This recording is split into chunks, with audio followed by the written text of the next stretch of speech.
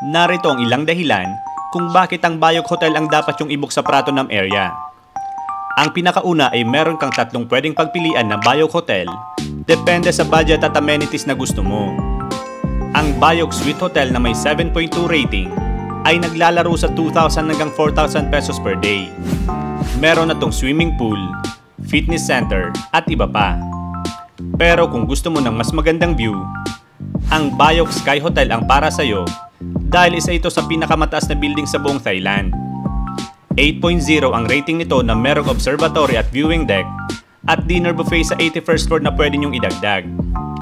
Ang pinakamurang room ay nagsisimula sa 3,000 hanggang 5,000 pesos. Pero kung naghahanap kayo ng mas mura pa, nasa likod lang nito ang Bayok Boutique Hotel na nasa 1,500 lang per day at merong 7.0 rating. Kaya kung naghahanap kayo ng hotel sa Bangkok, Thailand,